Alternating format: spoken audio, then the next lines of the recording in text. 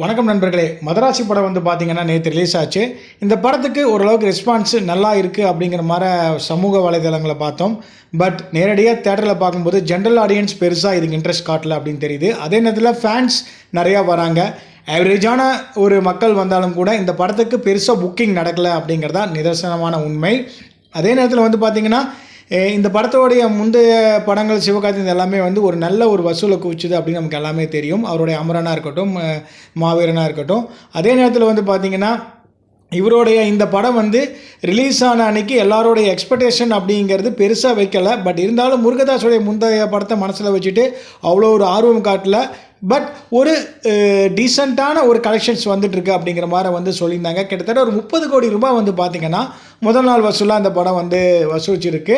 But அதே நேரத்தில் 100 crore வருமா அப்படிங்கிறது நம்ம பொறுத்திருந்தால் பார்க்கணும். ஆனால் அமரன் அளவுக்கு இந்த படம் வந்து ஒரு ஹிட்டோ ஒரு கலெக்ஷனோ வராது. ஆனால் அதே நேரத்தில் வந்து லோகா அப்படிங்கிற அந்த மலையாள படம் வந்து பெரும் தாக்கத்தை ஏற்படுத்திடுச்சு அப்படிங்கிறத உண்மை. இந்த படம் 100 கோடிக்கு மேலே போயிட்டு இதோடைய புக்கிங் தான் வந்து பார்த்திங்கன்னா லீடிங்கில் இருக்குது.